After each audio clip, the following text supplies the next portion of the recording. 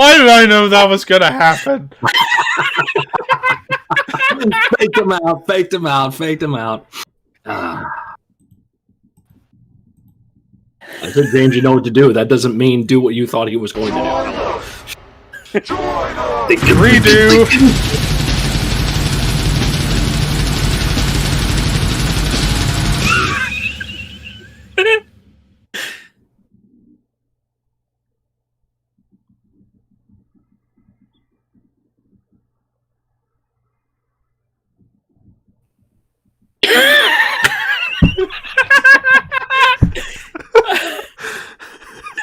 Scott's still going. Bang bang.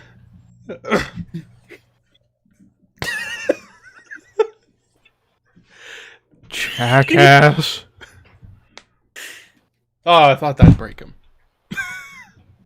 It's called commitment to acting. What's wrong with you guys? Jesus. I had to stop because my cheeks were starting to hurt. Anyways, welcome to the show after James decided to ruin it all. After 2 false starts. Hey, don't blame me. No false finishes, 2 false starts. Yeah, well, there you go. So, for those who are wondering what the hell was supposed to happen, James said this quote earlier. We were quoting Family Guy before the show, and he said, "Attention, podcast viewers, testicles." That is all. I wanted him to do that for the intro, but no, he left me in the dark. Let you high and dry. Yep. But anyways. James didn't do shit. Already we got comments, people hating on James for not following through. See what you've done. Damn it. Comments are good for the YouTube algorithm. That's about it. Mm-hmm. But anyways, now for the real intro. Welcome to episode 38. We are nearing 1 year. Early May, it'll have been 1 year. We're getting close to the 1 year mark of the Shadow Call podcast, and it's a 3-man team tonight. It's myself, Scott, and James. Walter couldn't make it tonight, but hopefully he'll be back next week.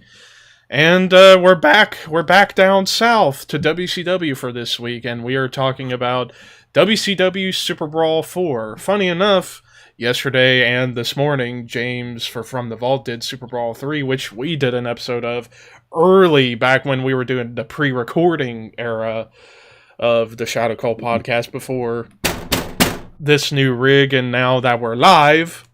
So, yeah. Or you accidentally knock it over and break everything.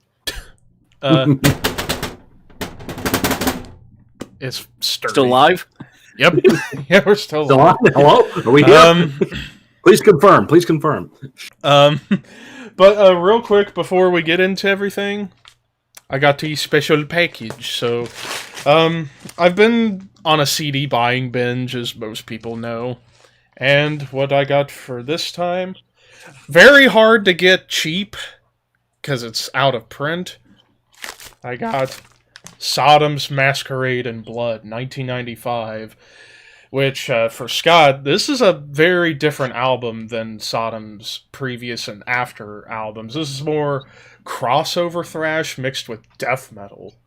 So it's pretty heavy, and this actually broke the band up for about 9 months before. Yeah, I wonder why. Yeah, because the guitarist on the album, Strali, as they called him, was in jail right after the album was done, and then it was just down to drummer Atomic Stife and Tom Angel Ripper, and then they split off, and then Tom disbanded the band for about almost a year to do his solo work, Uncle Tom Angel Ripper, and then got the band back together less than a year later. And they've been strong ever since, but yeah, still a good album. Maybe their weakest album, but still good. They don't have a bad album, so another one to the collection. But enough of that. Woo-hoo. Let's talk SuperBrawl IV. So, little briefing of where everything was at this point. Early 1994. Yeah, 1993 for WCW in particular. You want to talk about in the beginning of the year, things not going good for the company financially. as James, you've touched on them WCW Disney tapings episode. But by this point, Flair's back on top, and then, hell, in just a few months, Hulk Hogan would come in, so... This was the first mentioning of Hulk Hogan. They didn't say that Hogan was there, but you kind of figured, okay, they've mentioned Hogan here, he's gonna come. Yep. And also around this time, Bobby Heenan's debut in WCW. And new booker, Dusty Rhodes out, Ric Flair in. More on that in a little bit. Yep. So with that being said, let's get to the statistics. So, SuperBrawl IV from the Albany Civic Center in Albany, Georgia, not New York. The attendance of 7,600 sellout, but only 4,217 paid, which was higher than 93 in overall attendance, but less paid attendance. And it was the third lowest attended pay-per-view of 1994, with Slamboree being the lowest. Live gate, $39,000, lower than 1993, and it was the lowest live gate of the entire year.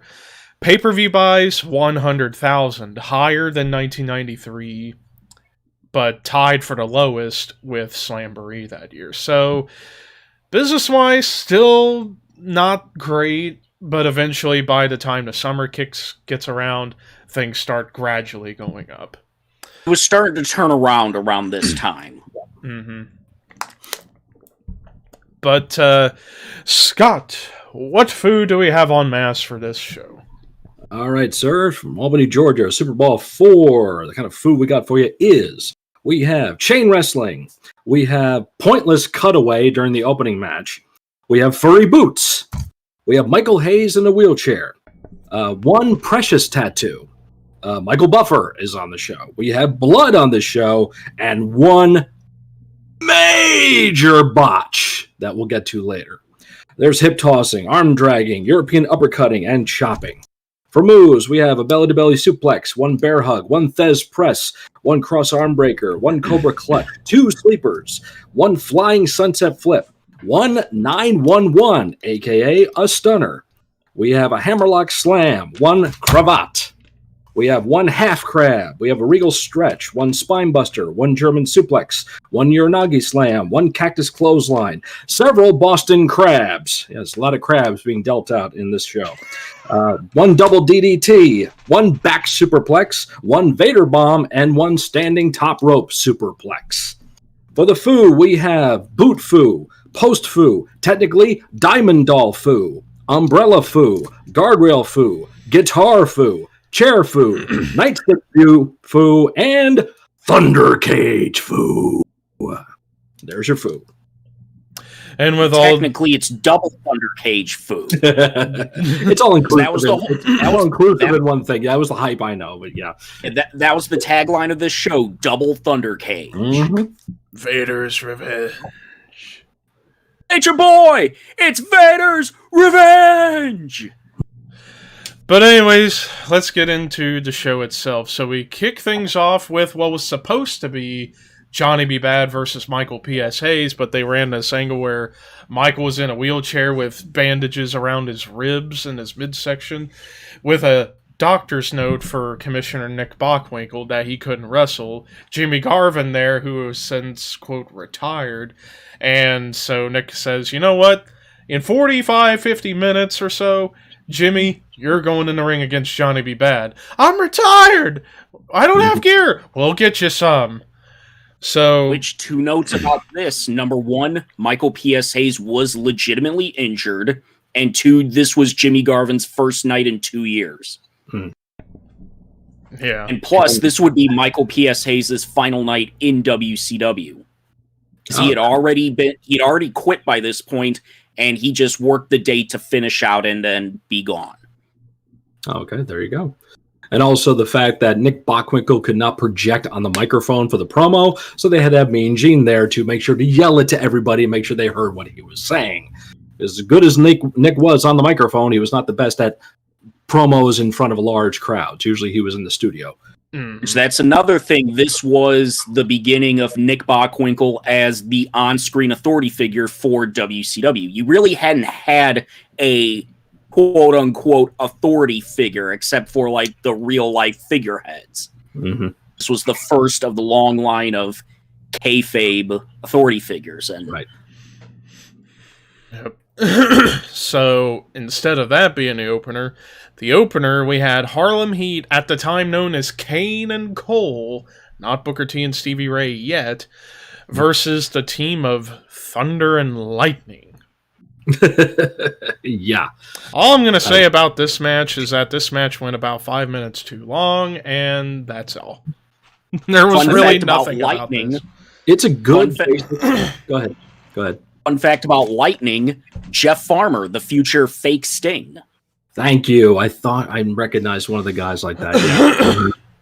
Yeah, this is a good basic tag match. There's nothing spectacular about it. The crowd's into it, so they do a good job of doing, like I said, the basic stuff. Thunder and Lightning get to showcase their stuff. That's why I said in the foo, arm dragging and hip tossing, because you get a ton of that basic stuff in this match. And what's the finish? Boot to the ear. Yeah. Boot to the ear, cover, 1, 2, 3, done. And Harlem Heat defeated Thunder and Lightning in 9 minutes, 47 seconds. Next up, Jungle Jim Steel versus the Equalizer. Why did this match have to be on the show? I will never know. Yeah. This match was... It's almost like this is the reason the main event is like 11 minutes. Uh-huh. Yeah. I mean, Jungle Jim Steel would go on to have a pretty good career in All Japan Pro Wrestling not too long after this, and had a solid run in the late 90s, early 2000s. He would team up with Mike Barton, a.k.a. Bart Gunn, in All Japan Pro Wrestling, and have a pretty good run there, and kind of float back and forth between America and Japan. But yeah, this is this is pretty much his debut, I think, completely. I think this might be his first match, at least first match on television, pay-per-view for WCW. But yeah, it was not long after this he started making treks overseas. And not long after this, the Equalizer would become Evad Sullivan, and the beginning of that whole angle. Right, Kevin's kayfabe brother and everything, yeah. Yeah. Mm-hmm. Evad. It's Evad. Your name is Dave. Dave, yeah. Evad. Yep. Why would you slap him? He's your brother. If I do that to my brother, what do you think I do to the Nasty Boys? Yep. Yep, and he wins with the... what did they call it? The steel trap. That was it. Yeah, the Luthez press, yeah. So in the end, Jim Steele defeated the Equalizer in 6 minutes, 31 seconds. Moving straight along, well, before that, all throughout the night you would see these camera shots of Mean Gene backstage in between Flair's locker room and Vader's locker room with heavy security because they'd want to make sure Vader does not get to Flair before the match. You would see this all throughout the show. But moving on to the next match, we have Diamond Dallas Page with a Diamond Doll versus Terry Taylor. Somebody was going to do it. Nice. Yep. And yeah, you could tell this was way before DDP became legitimately DDP that we would know him by. So, yeah, this match, it was there. It was good. It was, again, long. Several matches here going way longer than they needed to. And Terry does a good job of doing some basic stuff, and DDP gets nice heat and everything. And, you know, it's not like a decisive victory. It's out of nowhere type situation. Crowd pops for it, so they get into it. And, yeah, like you said, this is before DDP really becomes somebody that people thought was going to be a star. He's still in the... He was still improving every single time. Right. We may crap on Terry Taylor because of the Red Rooster, but Terry Taylor was a solid performer in the ring. He was a good hand. He was never going to be anything above a good hand. Yep, good solid mid-card guy. You need those kinds of guys in the business, and that's why he's had a job for so long in the business. Yep. But in the end, Terry Taylor defeated Diamond Dallas Page in 11 minutes, 45 seconds. Nobody escapes the schoolboy. But now we get to Johnny B. Bad versus Jimmy Garvin. Another match that went too long, and this match... The less I talk about it, the better. Well, it is a fact too, though. Johnny B. Bad is way over here. He is. Yep. He's set from Marietta. It's in Albany, Georgia. So it's hometown shit type stuff like that. Even when he comes out at the beginning of the show and does the gimmicks there with the confetti, crowd's into it. They're liking it. So, this is the time where crowds were like desperate for wrestling. So like whatever you got, give it to us. And this is what they get. And Jimmy Jam with those freaking boots. Oh my God, those boots. Like new rocks. Yeah. But in the end, Johnny B. Bad defeated Jimmy Garvin in 10 minutes, 48 seconds. Now, after the match is where we see Johnny go after Michael, and then Jimmy jumps Johnny, throws him in the ring, and you see him apply the 911, which eventually Michael Hayes would take to WWF, give to Steve Austin, and become the Stunner. But after that first half, now we're into the second half, and we kick off the second half with the first of 3 championship matches for the WCW World Television Championship. Champion Lord Steven Regal with Sir William versus Arn Anderson. Now, the one thing you notice with a match that over the course of the match is said how much time's left in the match, that usually means it's going to end in a draw. But it wasn't the case with this match. And this match, while you could argue maybe went 10 minutes too long than it should have, it was still a great match between Regal and Arn. It was nice to see a TV title match go longer than 15 minutes. Because that was the whole thing of this match. There have been so many time limits. Okay, we're going to double the time limit to avoid all that. Yep. And they would do that from time to time with the TV title. Mm-hmm. And Bobby Heenan is on fire in this match with commentary. Jokes are flying everywhere. Tony cannot keep up sometimes. Just everything is flying out of Heenan's mouth in this match. It's crazy. So, and fucking Arn and Steve, man, they can just keep going and going. That match could have kept going. Jeez. 2 best TV champions of all time. You got it. And just put them right there and show them what they can do. Fucking clinic. Mm-hmm. It was kind of weird having Arn Anderson as a babyface. It is. Mm-hmm. But he was still even doing though he never changed his character. No, that's the secret. So even doing like kind of like almost heelish stuff, taking the left arm out to the post and ramming it into the post there. That's you can at that time you consider that to be kind of heelish tactics. But yeah, and good old Bill Dundee out there, Sir William doing what he needed to do to add on to it, and the finish was good. Because I couldn't remember the match, I thought, is this a time limit or is this where Arn gets it? So, yeah. Yeah, because, they were going crazy. They were going very sporadically quick towards the end because they realized, oh, shit, only 1 minute left. We got to do something here. And I like the... Down 10, 9, 8, 7, 6. Sunset flip. Grab the umbrella. 1, 2, 3 with 4 seconds left. Yep. Nicely done. Yep, as Lord Steven Regal defeated Arn Anderson to retain the television championship in 29 minutes, 54 seconds. Longest match of the night. Yep. Moving straight along into the next match, the second of 3 championship matches for the WCW World Tag Team Championships. Champions the Nasty Boys versus the challengers Cactus Jack and Max Payne. Bang, bang! Yep. I mean, with this match, for it being a standard tag match, it was good, but you fast forward to their street fight, that was infinitely better. Which was more suiting of their styles than an actual tag match. But for 2 brawling, crazy tag teams, they still put on a good standard tag team match. Yeah, it's like you said, you expect it to be that brawl, and they actually start whipping out some wrestling and stuff. I mean, frickin' Max pulls a German suplex out, pulls a Uranagi slam, and a couple of other throws. Cactus, kind of keeps it grounded, does the Cactus clothesline. We see another frickin' Cactus plunge on the damn concrete, flat out there. Mm-hmm. And this time, actually, Bobby sells it properly, Bobby Heenan. And he takes his head and rams it in the goddamn guardrail. And he starts doing the bleeding from mouth gimmick and everything, but keeps going nonstop. And then we get the major botch. Max Payne there, getting a little too over crazy, whatever, grabs freaking Knobs and goes to send him up, and Knobs doesn't know what the hell to do and comes crashing down on that right arm and breaks it. And yeah, and you just see it's just hanging there the rest of the goddamn match. And he felt so bad for him. And Sags brings that guitar in, even though it may be gimmicked. Max felt it. There's your receipt. There's your receipt, kid. Yeah, that was crazy. Yep.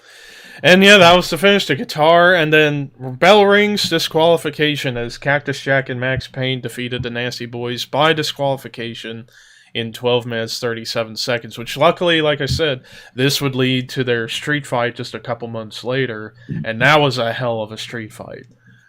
So this was just a little tease, if you will, for that. Give them just a little bit. Just put the tip in. Just a little bit of the tip. Just leap. Play the tip game for a little while there. But now moving on to the penultimate match of the night and the first of two Thundercage matches. Mm-hmm. So the Thundercage, first one, it's a 6-man tag team Thundercage match. We have WCW International World Heavyweight Champion Ravishing Rick Rude, WCW United States Heavyweight Champion Stunning Steve Austin, and Mr. Wonderful Paul Orndorff with Colonel Robert Parker versus the team of Sting, Flying Brian Pillman, and the Natural Dustin Rhodes. Now, go ahead. If I'm not mistaken, isn't this the same cage they used for Hogan Piper 3 years later? Or very similar?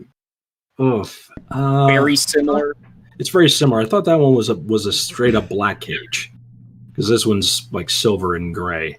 Yeah. And did they have the no, they didn't have the thing. Yeah. So that's why it's like it's similar. This is the Thunderdome cage that they used with in '89 at Halloween Havoc with Flair and Muda against Sting and Sting and Flair versus Muda and Funk. Yep, jackass. So yeah. Just minus all the gimmicks and barbed wire and electricity and all that shit, but it's the same cage as that. Mm-hmm. But and yeah, with this match, and the reason, and to go back to the TV title match, the reason why I felt they should have cut 10 minutes out of that match was to add more time to this and the main event, because this match for a 6-man tag, it was really short, and just when it was a really good 6-man tag, but just when it was starting to get into fourth gear, suddenly it's over. It's like this match should have been given 5 more minutes, if you ask me, because just when the match was really picking up momentum, it just suddenly ended. Mm-hmm. So, and no belts. Yeah, no belts between Rude and Austin. Yeah, when they come out as they're champions, they're recognized champions, WCW International and the U.S. champion, but no belts. Yes, I know Rude had it on his tights. I know that, but yeah, it's just little details like that. It was cool to see like Pillman and Austin have their interactions with each other. Yeah, there was like 3 feuds. Yeah, it was Sting and Rude, Austin Pillman, and I guess Dustin and Orndorff by default. Yeah, by default. Yeah. So. But, I think it would have been good though, even though Dusty was still Booker technically. It would have been good, I think, to have Dusty in their corner. To counteract Colonel Robert Parker to further lead into the War Games match much later in the year. Yes, sir. So, like everything prior to this went long, which is why these last 2 matches were shorter. Yeah. Yeah, it tells you how production was not, behind the scenes was not as on point as it would be in the future. It's like, all right, matches 1 through 4 went long. Why? Because nobody told them to take it home. No one told them to go home. Yeah. Like, we don't know. Well, now we got to cut the main event short. There's the fucking matches that sold the show. What the hell? Mm-hmm. Come on, pal. God damn it, pal. This is not good shit. What the fuck's your problem? But you guys need to not waste and be selfish, god damn it. But anyways, want to say great match and you're very selfish. But anyways, so the finish, like I said, just when the match was picking up steam, it ends with Pillman rolling up Austin for the 1, 2, 3, as Sting, Brian Pillman, and Dustin Rhodes defeated Rick Rude, Steve Austin, and Paul Orndorff in 14 minutes, 36 seconds. Yep. And now, before we get into the main event, we got to talk about the build-up to it. So it goes back to Starrcade, which we talked about 2 months ago. And Flair won the belt from Vader after Vader, apart from a week or so during the year, was champion the whole year of 1993 until Flair took it off him. Now, afterwards, I believe they said it was the Clash beforehand, where you saw the big superplex that, quote, injured Flair, and Flair, quote, being not 100% going into this match, and why there was mega security between the two locker rooms. But the main event, the second of 2 Thundercage matches, and the final championship match of the night for the WCW World Heavyweight Championship, Ric Flair defending against Vader with Harley Race with the Boss, not the Big Boss Man, the Boss, as special referee. Man. And real quick, Heenan said calling him Boss Man. Yeah. Mm-hmm. But which I do want to point out, if people are wondering why, if they go back and watch this, why Vader's wearing a different kind of outfit than he normally does, he had staph infection. Oh. Going into this match. Okay. I did not competed know that. with staph infection on his chest. Ooh. So it's like fucking badass Vader is. And how underrated is the manager-wrestler pairing of Harley Race and Vader? Yeah. Such an awesome pair. Yep. After the flop of Luger and Race years earlier, now we get a pairing. Got it right. Yep. Yeah. But yeah, and then again, back to the TV title match. Again, if they took 10 minutes off, put 5 on the previous match, and then put another 5 on this match, it would have definitely benefited, even though this match was still a great match between these two. Not nearly as great as their Starrcade match, but it was still a great Thundercage match between the two. But again, way too short. Way too short. And then again, first half of the show, I'll mention it whenever we get to the final saying of the show, but yeah, and they do the superplex spot again on Flair, and then you get the part where Harley's trying to interfere through the cage, and then the Boss, or Boss Man, tries to handcuff him, and then Vader comes in, and then Boss Man gets handcuffed to the cage, and then you see Arn and then Arn Anderson and Ricky Steamboat, because they announced earlier in the night that Steamboat would get the next shot against whoever at Spring Stampede, and they come in to try and break into the cage to stop Harley and Vader from going too far and trying to get Boss Man out, and Boss Man breaks the cuffs, gets in and goes to town on Vader and Harley, leading to the finish. Leading to the finish of Flair getting the figure 4 on Vader, and then quickly calling for the bell. No, Screw job! It was a screw job! That's what it was. Yeah, it was a screw job. As Ric Flair defeated Vader by submission in 11 minutes 32 seconds. Now, gotta address the big elephant in the room with this match. So, prior to Flair taking the book, originally, Vader was supposed to get the belt back on this show. But then once Flair took the book, who won the pony? Because the whole thing was Vader, and this is all from Vader, so take it for what you will. Dusty promised him, like, okay, you're going to drop the belt to Flair, which, no big deal. It's in Charlotte. It's Flair's hometown. No big deal. 6 weeks later, Vader's revenge in the cage, you're going to get the belt back. Dusty's out, Flair's in. Look what ended up happening. Yeah. And it was a situation of, we'll owe you one. Mm-hmm. You're gonna lose to me, but we'll owe you one. Mm. And then he tried cashing that in against Hogan, and that didn't work. No. So, okay, wait. I have to lose to Flair. You say you owe me one. Now I have to lose to Hogan? The fuck? Everyone wants to say that the beginning of the end for Vader in WCW was Hogan. I would say it was right here. The beginning of the end. Yeah. Because after this, he was pretty much doing stuff with the Boss. Yeah, he won the U.S. title, and yeah, he worked with Hogan, but he was never the same after this. No. Yeah. And before he could even get a proper culmination of Vader and Hogan, he was gone, late 95. Mhm. They had the culmination, then he turned babyface. He was going to be a part of the War Games team, and then the fight with Orndorff, and then it was over. Yeah. So, as great as this match was, ultimately, I look back on it, it's like, good lord, had they done things different, had Flair or Vader get the belt back, Vader would have no doubt stayed in the company afterwards. Oh, yeah. No Yeah. question. But we know why Flair did what he did, because he wanted to work with Hogan first. Yes. Like, they knew. It wasn't official yet, but they knew Hogan was coming in, and Flair, it's like, okay, we didn't do the match in the WWF, we're going to do it here in WCW and make a lot of money. Yep. And look what they did. And it did work. Kudos to them, it did work, but it had to come at the expense of not giving Vader the belt back. And plus, we got two other great Flair and Steamboat matches. True. On Spring Stampede, and then on Saturday night, which went almost the entire hour. Yeah. So overall, wow, this was a short review. So yeah. Well, that's because overall, this show, you want to talk about tale of two halves. This is the definition of a tale of two halves. First half sucked. First half was fucking garbage. Second half was great.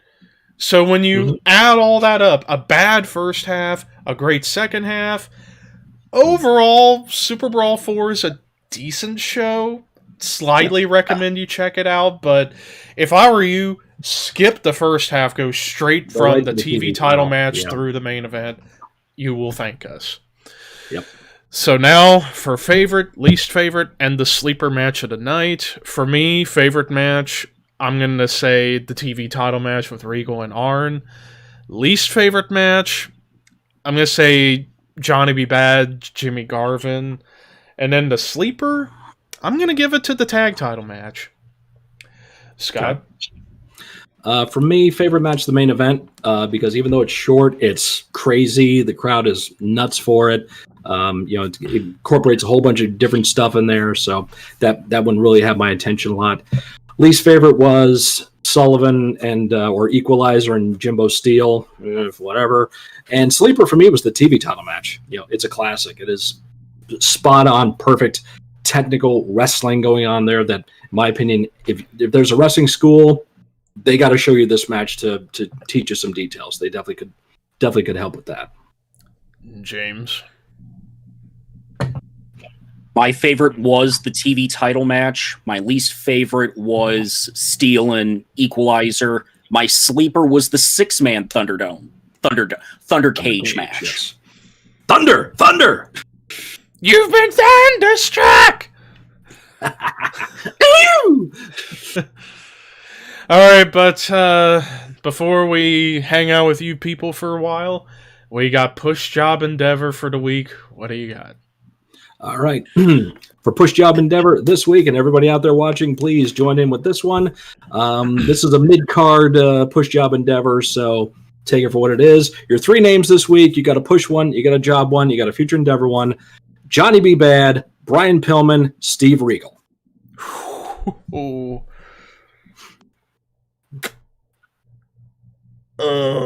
boy. I mean, for mine, I'm pushing Regal, I'm jobbing Pillman, and I'm endeavoring Johnny B. Bad. Because I'm a huge fan of Regal, always have been. I would love to see him move up the card to like the U.S. title scene. Pillman, he's got that babyface fire still. He can still put guys over and keep that shine. And Johnny B. Bad, I know eventually he would leave anyway, but not there for really another wasn't 2 years. Yeah, so there really wasn't any other place really to put him, in my opinion. For me, I would push Pillman, mostly because I'm a huge fan of Brian Pillman. Always have been, always will be, and I feel like, especially if he had stuck around in WCW in 1996 and not left to ECW, I think he could have been a great centerpiece for the Cruiserweight division, no doubt about it. Or, preferably, give him the U.S. title, and then maybe give him a phantom quick world title reign for a short period. I don't think that would have happened, but U.S. title and then help be a centerpiece in the cruiserweights had he stuck around. I would job Regal, and then I would endeavor Johnny B. Bad. James? I would agree with Scott. You push Regal, you job Pillman, you endeavor Johnny B. Bad. So with that, so we're saying, let's see. Austin has the U.S. title at this point. Mm-hmm. So would you have him drop that to, say, Dustin, and then work a program with Dustin and Regal? Start getting that going over the U.S. title, possibly? Mm-hmm. Could do something along those lines. And to your point, Levi, with pushing Pillman, if Pillman had stayed around, you could imagine he could have been a big addition during the NWO angle and kind of keep the loose cannon thing going, but on the side of WCW, like feud with, say, Sean Waltman, X-Pac at the time there, or just over that cruiserweight title, like you said, and start maybe working him up the NWO ladder, like him and Hall. My God, I think him and Scott Hall would have great matches. Yeah. So put him in the DDP spot where he goes through everybody. There you go. Until he gets to. Yeah. Or how about some interactions between Pillman as the loose cannon and Sting, Crow Sting? Just some interactions, because of course Sting's not going to talk. But just you can imagine the promos that Pillman would cut. Mm-hmm. Or like James said, if Pillman was in DDP spot, Pillman Savage. Oof! Wow. Savage would have wanted to work with him, and I think that would have been the key thing. But it's one of those things. If Pillman wouldn't have worked everybody in the office and would have actually stayed in WCW. Mm-hmm. That's also assuming he doesn't have the Hummer accident. True. Yeah, assuming he doesn't get his ankle fucked up. Because a 100% Pillman as the loose cannon, that's fucking money. Mm-hmm. Absolutely. Love it, man. What could have been? What are folks in the chat saying? So, let's see. Ricky said push Regal, Job, Johnny, Endeavor, Pillman. Russell basically said the same thing as you guys. Push Regal, Job, Pillman, Endeavor, Johnny. Time to answer questions. So everybody file us in with questions and we'll chat. Mm-hmm. Arthur asked earlier, who was hot in SuperBrawl IV? Precious or the Diamond Doll? Well, Precious isn't on the show. There's a tattoo of Precious on Jimmy Garvin, but Precious is not on the show. Yeah. So by default, Diamond Doll is hotter. Yes. Yeah. A woman or a tattoo, which is hotter. Right. Lindsay, earlier I had this look on my face because Lindsay said, sorry, I was trying on my new bras and please tell Scott to tell Michelle that the corsets fit again. Wow. Awesome. Should be happy to hear that. Let's see. Arthur asked, when did Sherry Martel join Harlem Heat? That would have been by the end of the year. Yeah, I would have thought it would have been by the end of the year going into 95. After she managed Flair, they split those two apart, and then they were starting to run an angle where Harlem Heat, they were using their real names, Stevie Ray, Booker T, and then they had a mysterious backer behind them. That mysterious backer was Sister Sherry. She was sensuous Sherry because could be sensational. Right. So it was pretty much the end of the year when all that happened. Gotcha. Mm-hmm. Russell asked, can we review Royal Rumble this year? I didn't watch it, so I can't comment. Although I did watch some of the men's Rumble, and it was really, really good. Yeah.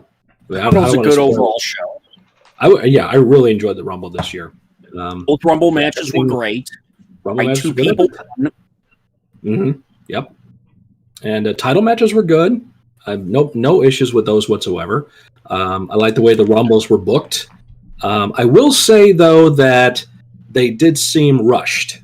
You know, it was obviously, we know, because there's not an audience there, you can't have a full They never do a full 2 minutes. We know this, but or full minute and a half, whatever. But there was a lot of like fast entries, and you saw spots getting blown and missed timings having here and there. I mean, it's nitpicking, and it's just the way it is. That was my only like criticism, but overall, feelings were good. Finishes were solid. I like what they did with the main event, with the men's rumble, and how those last 10 seconds just got me. So I was all into it. Same with the women's match. And some cool returns. Carlito's back for the first time in over a decade. Was he back full time, or was that just a one time? I know he showed up on Raw, but I don't know if he was here full time. I think he's doing a tryout as an agent. Is he? Okay. Yeah. Or as a backstage producer or something like that. That's the best shape I've ever seen that guy. My God, he's amazing. Yeah. And then we had a call up. We had a call up with Damian Priest, which is Damian good. Priest was full time on Raw. Good for him. And then the return of Christian, which I think that's a one and done for Christian. Yeah. No, he may be. He may come back. Yeah, he might.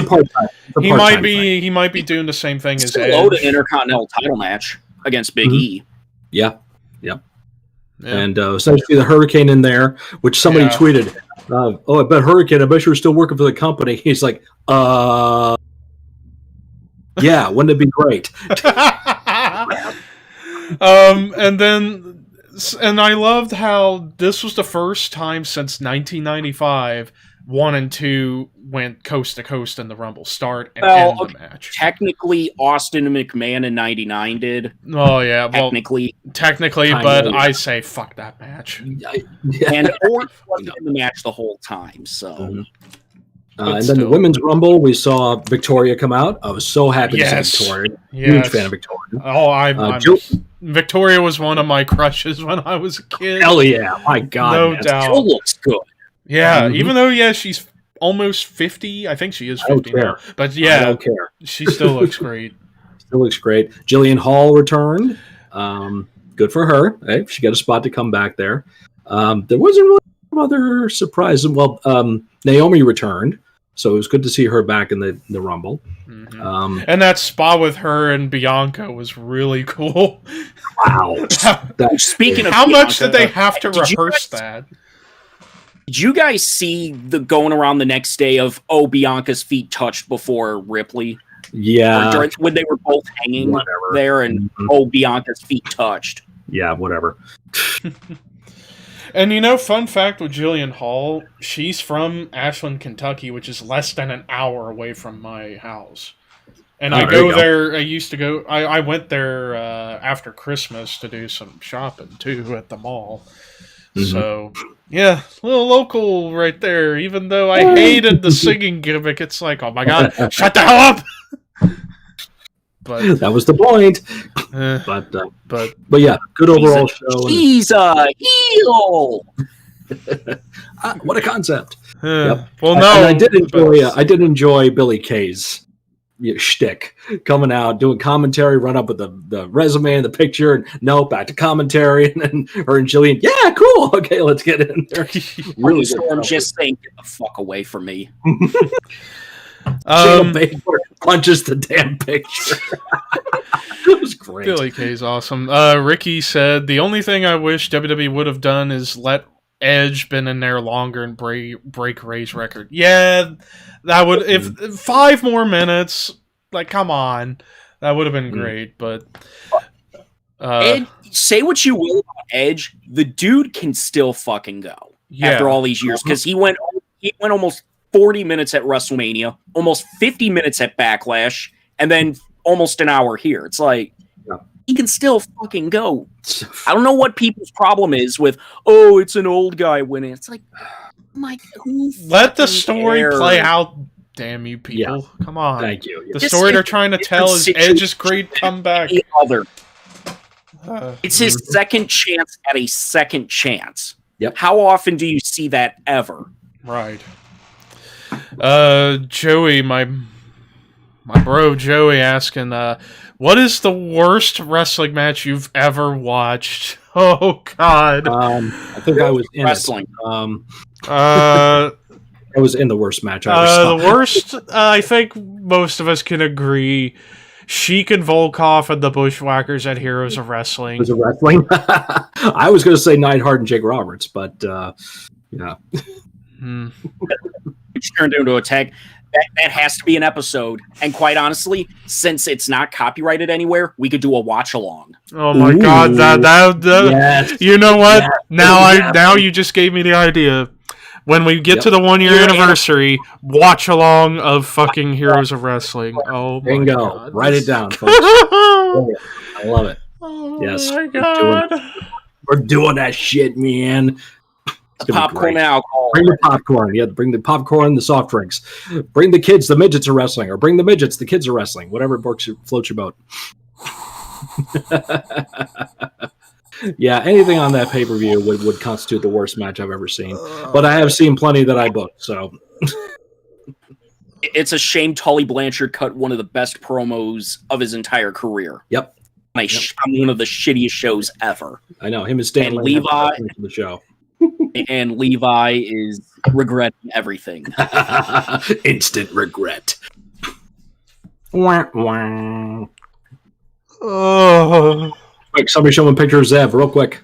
Oh, my eyes. Somebody subscribe on Twitch. Yep. He's stuck. I feel like I'm gonna have the worst day. Oh my God.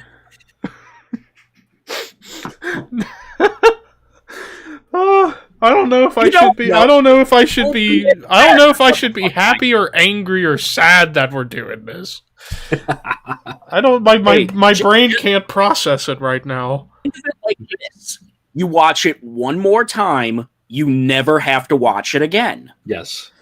Oh, okay. Anyways, the whole show's on YouTube, so it's like we can live stream it and so I guess what I'll do is in the Discord call and on OBS, in the one corner will be the show itself while all of us are talking. But oh God, it can't get taken down because it's not copyrighted by anybody. So fuck anything. Woo! Oh man, this. Fuck you, YouTube. If that episode doesn't get the most views out of any episode, I might as well quit. Not really, but you get my idea. Everything on this one? We banking everything on that show. If we don't get the most downloads, we're done. No, I'm just messing with you, but still, it's a work, kid. It's a work. Oh, anyways, the bait and switch. Back to the chat before I lose the little amount of sanity I have left in my mind. Joey also asked, worst WCW match you've ever watched. Oh man, 80-on-2, the Mega Powers versus all the Hulkamania. No, the Alliance Day. No, Clash of Champions 6 or 7, the Ding Dongs, the one tag match they had. Where they were the stars of the match. It was the Ding Dongs against 2 jobbers. That was horrible. Capture the Flag. I was just about to say. Dash 91 was terrible. I was just about to say that one. That one was terrible. Yeah, that's really my choice. Yeah, the scaffold match from Bash 91. Why did Austin, Eden, and Taylor have to be involved in that? The worst match of all their careers. Yeah. That includes all of the Red Rooster stuff. That is saying something when everything you did as the Red Rooster was better than that one match. Mm-hmm.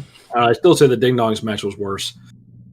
That wasn't on pay-per-view. It was on live television. It was free. He's Ding and he's Dong. The Ding With a bell in Dong! the corner.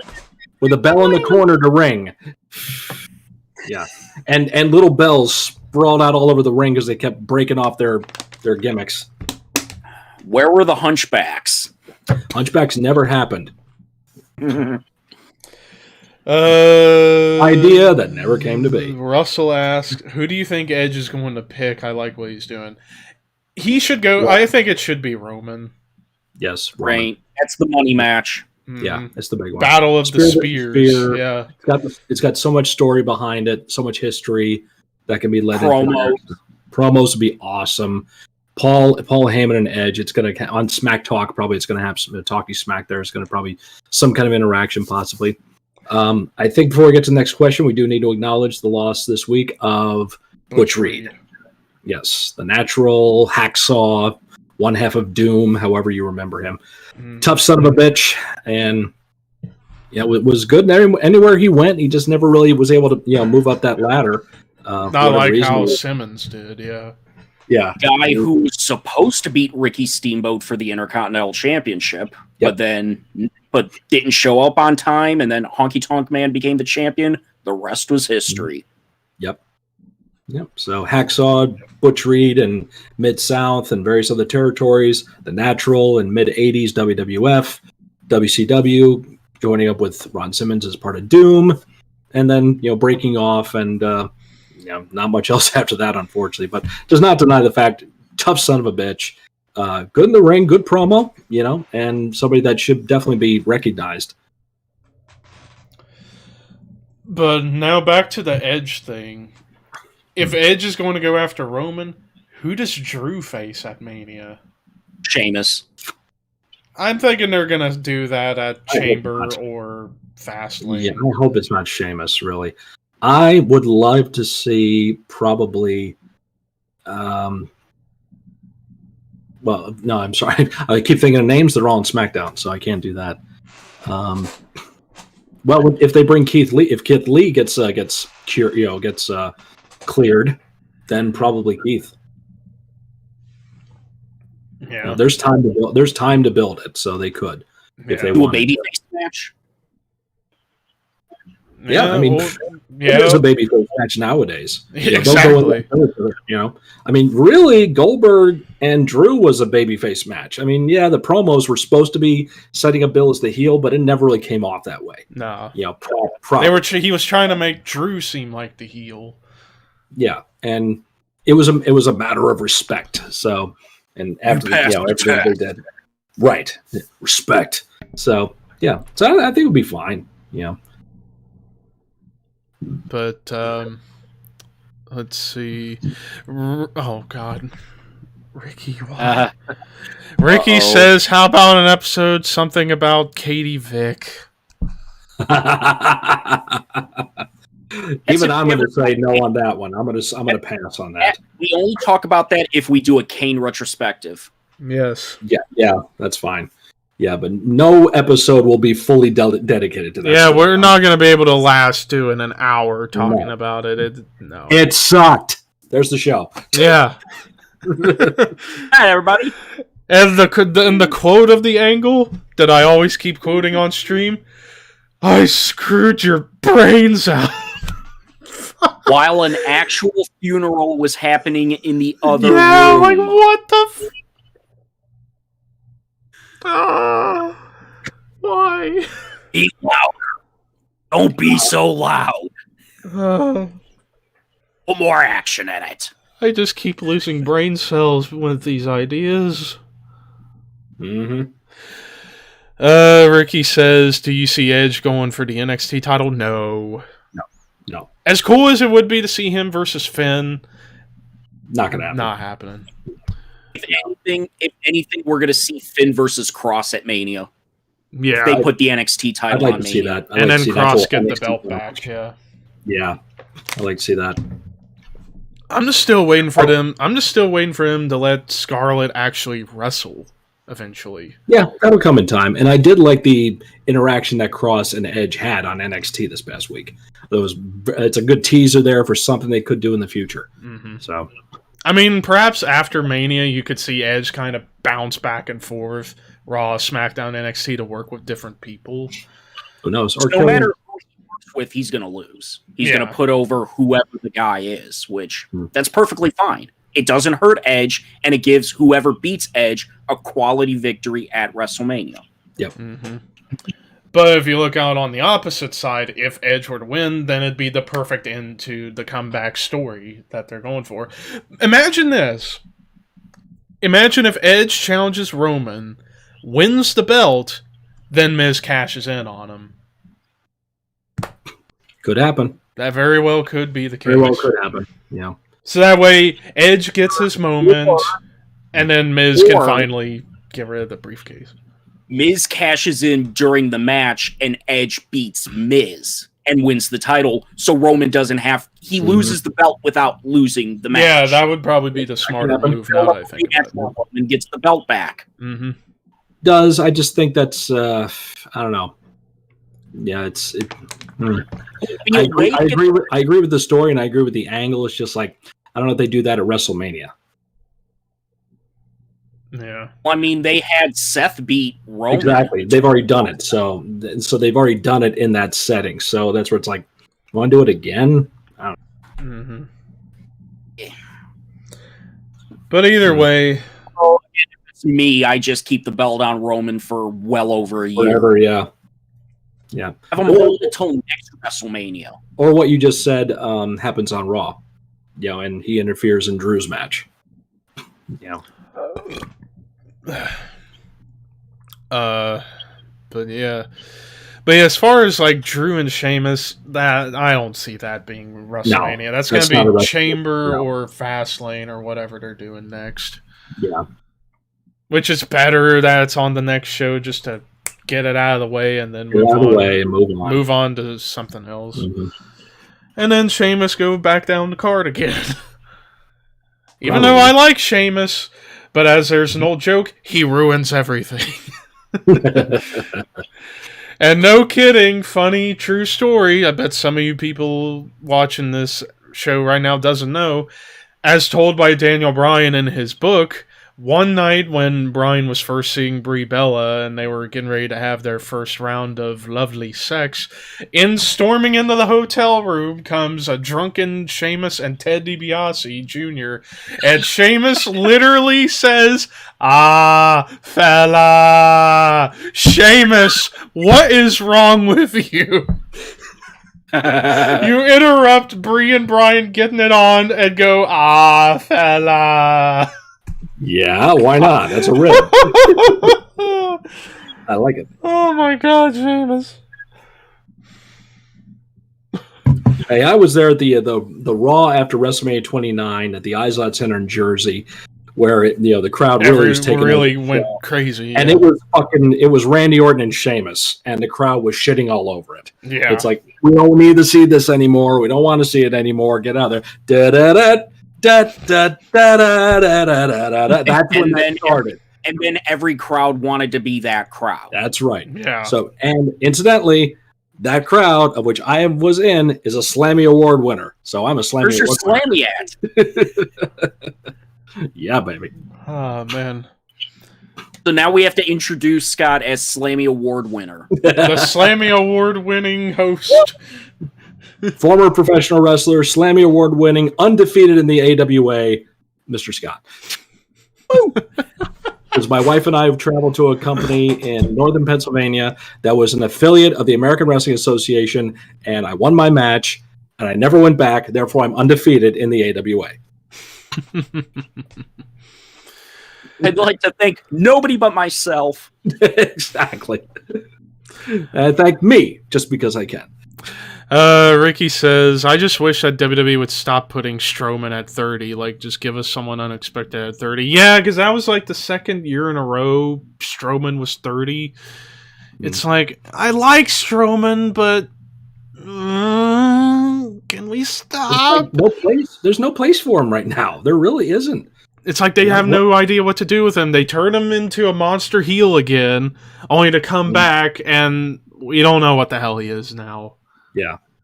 They screwed Raw Underground. They screwed him up when they didn't put the belt on him right after Roman left. Right. Mm-hmm. Yeah, and then by the time he gets the belt... They screwed him up when they didn't put on the belt on him in 2017. Yeah, and he had all that momentum. They gave him some consolation prizes. The big Royal Rumble win in Saudi Arabia, he got that deal, and he ends up beating Goldberg at WrestleMania. Getting the Money in the Bank, only for that to end in stupidity. Yep. So you would think that Strowman would be a guy they would know how to book right, because they love booking guys like that. Mm-hmm. Yep.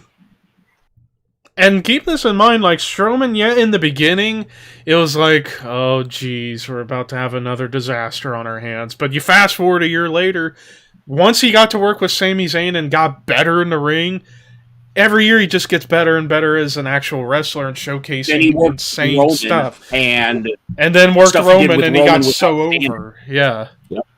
And then they're like, okay, what the fuck do we do with this guy? he's not in our plans. Nope. Yeah. Have him lose to Brock, because that would work. And then by the time he gets to belt last year, it was too late. Too little too late for Strowman. Yeah, especially his Or, like, replacement. Yeah, And- especially he's dared to replace Roman. Yeah. Or how when he eliminated all those guys in the chamber only for Roman to beat him. Mm-hmm. Yep. Yeah. Russell asks, who do you think Bianca's gonna face? Sasha. Yeah, Sasha. I think it's a better match than. Yeah, I think it's a better match than her and Asuka. Asuka and Bliss, I think, are on a collision course in some way. So Unless they take the belt off of Asuka, put it on Charlotte, and do Charlotte and Ripley. Or Ripley gets her win. well, maybe because right now they're like Charlotte with Lacey for some reason. Probably culminate that at like Chamber or maybe. Fastlane. Yeah. So we shall see. And do it to have everybody go, another Charlotte title reign. Oh my God, the worst fucking. And again, if Rhea beats Charlotte at Mania, that's huge because Charlotte don't lose at WrestleMania. So Yeah. Well, she did technically lose at 33. That never happened. But that was a 4-way, so... yeah, Like I said, when it comes to one-on-one matches. Oh, there you go. Yeah. She lost the main event of 35, but again, she didn't take the fall. She didn't take the fall, and it was botched. And it was a botched pin at that, 75 people, brother. But,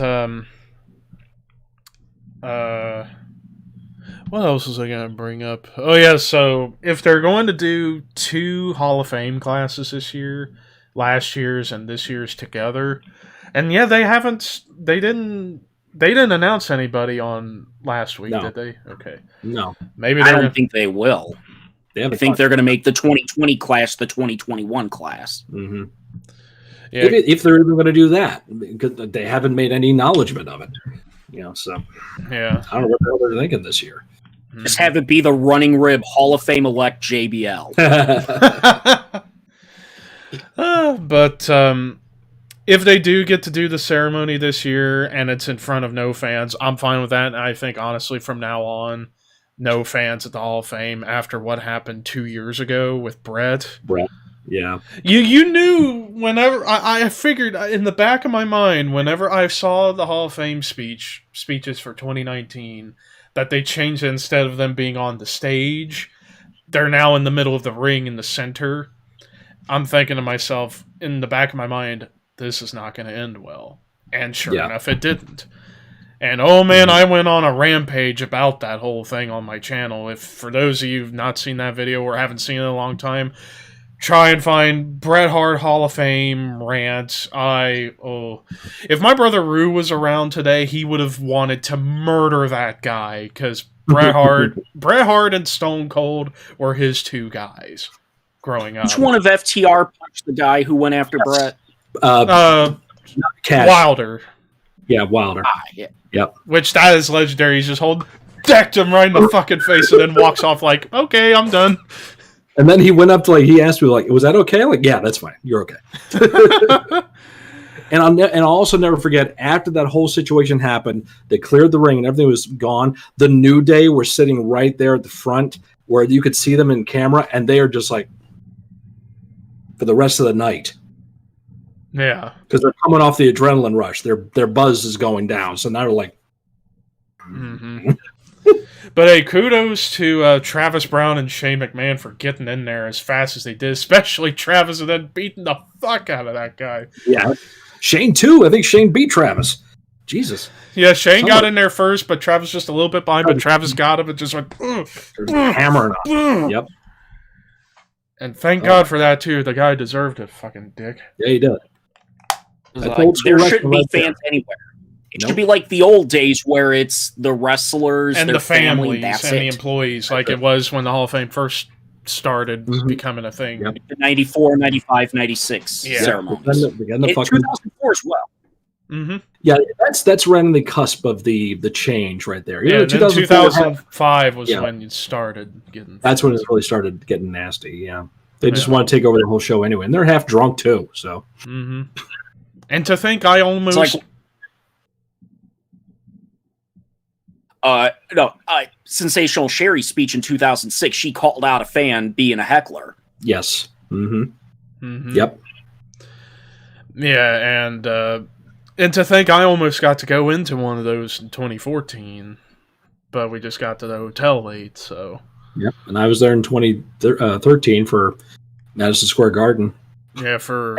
I could who all was in there? Mick, Bruno... Who else was in there? Trish Stratus, Bob Backlund, Donald Trump, Booker. I think Booker was in that. And I think that was it. Yeah, Bruno was the big headliner. And getting to see Foley call out Jericho, and Jericho jump on stage, lay down, and Punk jump up there as the referee. And he drops the elbow and counts 1, 2, 3, and then Punk doing this shit. Some of the greatest stuff. And the big close-up, which we couldn't see, but the close-up of Jericho after he takes the elbow, he turns to the camera. Ah, fuck! Stiff elbow on the stage. That's just brilliant stuff. You'll never see that again. You mentioned Trump. I went to the WrestleMania with the Trump was the big build-up. Really? Wow. Trump versus Vince, Lashley versus Umaga. Battle of the Billionaires, eh? Yep, that was also Shawn Cena, Undertaker, Batista, the big Money in the Bank match with Kennedy winning. Oh. Mm-hmm. That was the ECW New Breed Originals. Alina and Ashley for Kane, the women's Khali. title. Khali. Yep. Ric Flair was on the pre-show. Oh, wow. Mm-hmm.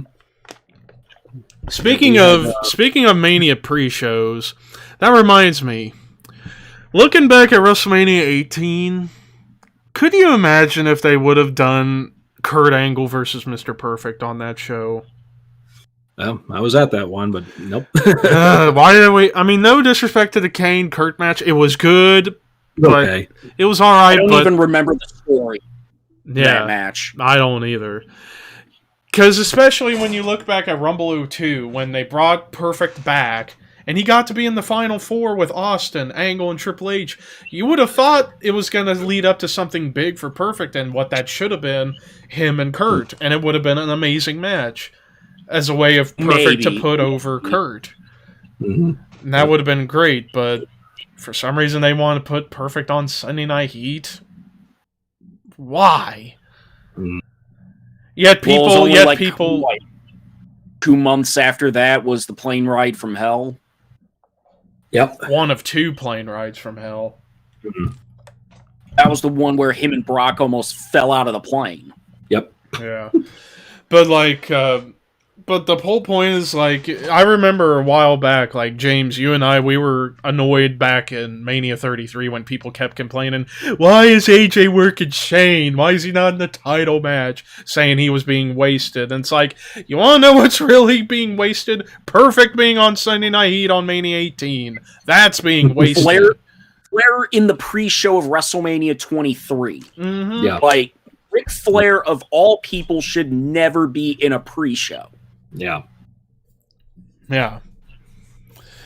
Russell asks, do you all like Tegan Knox getting her inspiration from Kane with the choke slam? I mean, she's a fan of Kane, so why not? Yeah, she's a fan of Kane and Molly Holly, so hey. Sasha's a fan of Eddie Guerrero, and that's all she ever brings up. Exactly, so it's fine. And Bayley's a huge fan of Macho Man, does the elbow, so. Yep. It's tributes. I did my tributes when I wrestled. I did the DDT for Jake Roberts and Raven, Yeah. Real quick, Lindsay said, let's see if I can make you blush. I bought my first set of matching bra and panties tonight from Victoria's Secret. Lindsay, I dare you, send pics. Hey, Scott, dared you. You better do it. And send them to me or too. it never happened. I never said you had to wear them. Anyways, Ricky actually brought up this interesting question. All right, here's something. If Brock was not the one to break the streak at Mania 30, who do you think would have, or would you have waited until Roman at Mania 33? Simple answer. Have the Shield Never. have the Shield break it. I was Could have gonna had the Shield break it at 30. You could have done a 3-on-2 handicap match and have Kane take the fall. So the streak would have been over without Undertaker actually losing. Yeah. Or the simple answer, I wouldn't have. Wouldn't have had it end, yes. There you go. I mean, if you were ever going to give it to a young guy, the Shield would have been the perfect guys to give it to because they push them so strong. Stronger than any newcomer in forever. We got to make Roman look strong. Lindsay says, okay, where? Twitter? Lol. That's fine. Yeah, Twitter. But anyways, yeah, the realistically, in the history of the streak up until 30, the only guy in the build-up that you think, and it would have made sense to win it, to break it, would have been Orton at 21. Or Kane. Kane at 14. Yeah. But if I had to choose somebody to end the streak, and people may say I'm crazy, but when you think about it, I would have still had the streak end at 30. I would have had Cena break it. No. He didn't need it. For one reason, though. I understand he doesn't need it, but there is only one way you would have done a proper Cena heel turn. By having him break the streak, cheating to end the streak, and then go on to be the biggest heel for at least a year, and then put over Roman at Mania next year to build up Roman.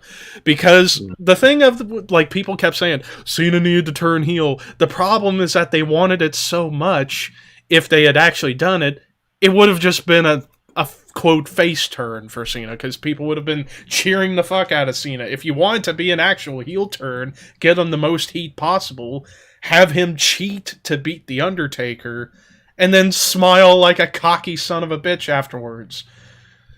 And then he goes on this massive heel run. Yeah, you'll have to give him the belt again, but hey, he could hold on to it till Mania next year, and if the booking would have been right for Roman, instead of doing what they did, you could have done Cena versus Roman at 31 and Roman take the rub of beating Cena, and then there you go. The thing was, with the end of the streak that they did, when they did it, is you had to have a night where the main event was going to be a really big, happy fucking moment. Yeah. To where everybody would have forgot about what they saw. So Vince already had in his pocket, the ace of the hole was Daniel's going to win the title in the main event, and the crowd's going to absolutely love it, and they're going to be crying all fucking night long when he wins. So when he does that, I can get away with chancing the breaking of the streak earlier in the show, so they get that the resolution of the audience comes back at the end of the show, and they get that big happy moment. You haven't had the big happy moment at the end of Mania really since then.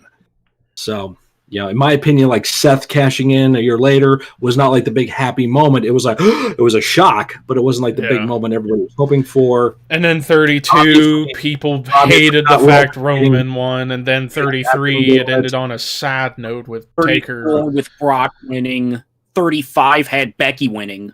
So technically, that would have been the last. Everyone was going to have to sleep anyway. That too, yeah. And that would have been seen. Then 36 drew, but no fans. Yeah. But if there was a guy that could have done it, if they did it at 35, I don't remember what timeline was, if injured or whatever. I don't remember all these matches. It's impossible for me to remember these days. But if 35 was going to be the night to do it, Bray Wyatt would have been the guy to beat him. Because they would have already had the match at 31, and Taker beat him then. Yeah. Which the downfall of that match was that it was in the daylight. It was West Coast, so it was still light out when they had that match. And you don't get the same feeling of an Undertaker entrance in the daylight. Same with Sting that night, too. Yes, that was exactly. Yeah. So if you went fast forward to 35, New York City, all that stuff, maybe would have been the right time to do it, and maybe could have been Bray. Yeah, and Ricky actually just said, what if Bray was in a program with Taker at 30 instead of Cena? So then what do you do with Cena? Yeah, what would you have done with Cena if you're going to have Bray Taker at 30? Then, yeah, what would Cena have done that night? Maybe Andre the Giant Cena Memorial Brock. Battle Royal? Cena Brock, yeah, you could have done Cena Brock. We've already seen Cena Brock. Which we are. Hell, now that I think about with Brock, what they should have done with Brock at 30, him and Batista. Because, hey, we've never seen that match before on the main roster. And it would have been cool. We never got a Brock at some point. Yeah, we never did get Cena Brock, or not Cena Brock, Batista Brock on a pay-per-view We never saw Raw or Cena Brock anything. either. But, no, Cena... No, what the fuck am I saying? You got me so confused. I was starting to think, oh wait, they had their match at Backlash 03 and Extreme Rules 2012 and all of that. Bleh. SummerSlam in 2014. Yeah, but Sean, See, I think the plan for WrestleMania 30 was supposed to be Brock versus Rock, but Rock got hurt, and they never went out because they were going to start that program the night after WrestleMania 29. Yeah, and Rock tore the muscles off his thighs or something. There was his hip flexors during the match with Cena, and that he couldn't work that night. So that's why he did the scene with Cena and Mark Henry and all that stuff the night after. Sean Henderson, what's up? Xandar Nubichnezar. If I butchered that, I'm sorry. He says, hello, first time joining the live stream, found your channel thanks to James. Well, thank you both. Xandar, appreciate it. But yeah, back to the 30, Mania 30. Yeah, you could have maybe done Cena, Brock, just to give Cena a match on the card, or you could have put him in the Andre the Giant Battle Royal and have him be the last one eliminated by Cesaro. Could have done that for Cena to put over Cesaro that night, but still, that would have even though that first Battle Royal was great, and at the time it seemed like it was going to be the launch of Cesaro as a single star, which we all know it didn't really turn out that way, sadly. But yeah, if it was Bray Taker, maybe they could have had Bray break it if they didn't screw Bray over so bad after Mania 30. Like, despite the match with him and Cena being great at 30, yeah, Bray should have beaten Cena that night. Yeah. But Cena wins, lol. Hogan must lose, Cena must win. But yeah, could you imagine also this scenario though that has been told out there? Could you imagine if Vince didn't shoot down the idea of Kurt ending the streak at 22? Had that happened, then yeah, Kurt would have definitely stayed. Yeah, no doubt about it. Had that went through, out was supposed to be at WrestleMania. Yep. So, oh god, imagine this. Xandar just said Mania 30 should have been a 4-way. The OVW4, Cena, Batista, Orton, and Brock. that would have been something for sure. Holy shit. I would have rather seen the tag match. What, well, the question is, who in the hell would you have team? Because Cena's the only face and everybody else were heels. So book that. Cena and Batista versus Brock and Orton. That'd be my call, too. I guess I would go with that as well. With Jim Cornette as special guest referee. That's right, motherfucker! That's right, stars. What the hell am I doing this match? Or at least have Jimmy on commentary for the match. Fuck you! And bring Ken Bolin be the ring announcer. Yes. Because I remember seeing him in OVW and that Cena documentary they did in 2007. Yep. Yep. But yeah. Motherfucker! Extra cheese! Extra mayo! And we can't forget Sheldon Benjamin, if you wanted to make it the OVW 5. Yeah, with Sheldon in there too. Jeez. Yeah, I forgot about Sheldon being in there, too. Who else? Oh, Rico, but he didn't do...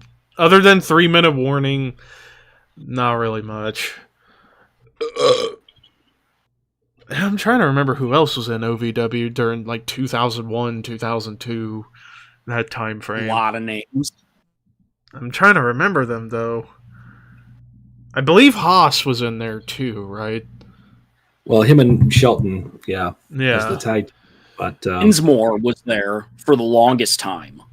Yeah, yeah. Basham's and they were around there too. Basham's were the first students. Yeah, and it's still crazy that it was Doug, right, who was the male creature of the night in '95 during that Taker Kama story. I believe it was. Yeah, he was one of them. One of the Bashams was the. I think it was Doug. In the face, yeah. I think in the face I could figure out it was Doug. Because Danny Basham, I think, is Danny Davis's nephew. I think they're the ones that are related, and was Danny Davis's first student. So, yeah, I think Danny Basham is off Danny Davis. I think that's why they gave him that name. Because he was the Damager down there. Yeah, Basham and Damager, that short-lived team in TNA against. Right. Yeah. They brought in everybody to face the Outlaws, and the Outlaws were the chauvinistic baby faces. Particularly Kip James. Because I remember how that all came about. It was Final Resolution 07, where they were still going on bitching about Triple H and Shawn bringing DX back. And then Christie comes in.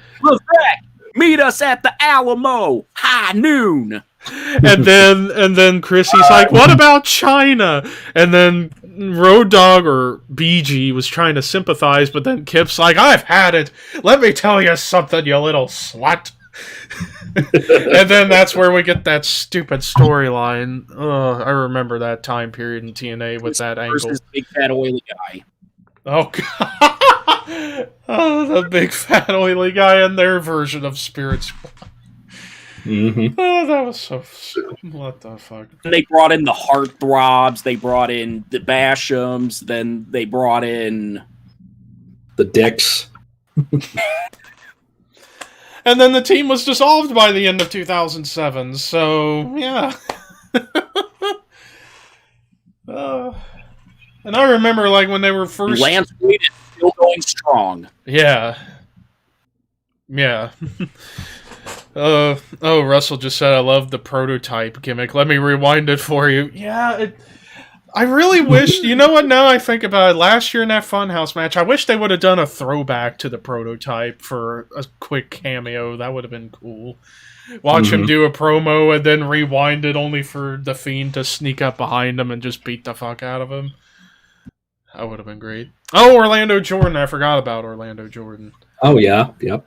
Even though now, in my mind, he'll always be remembered for that weird as fuck segment in TNA where he's on the stage after Rob Terry takes the hardest chair shot I've ever seen and blood trickling down legitimately, and then he looks over and he sees Jordan messing with lotion. And I'm like, what the fuck is this?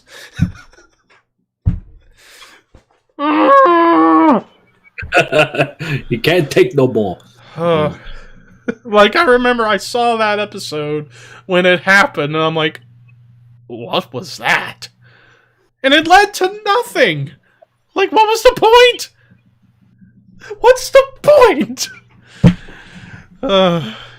Because, anytime I watch old stuff and I see Orlando Jordan, I can't stop thinking, oh, he's the one that did the lotion segment in TNA in front of Rob Terry. Why? It's that moment's been implanted in my brain for the worst of reasons.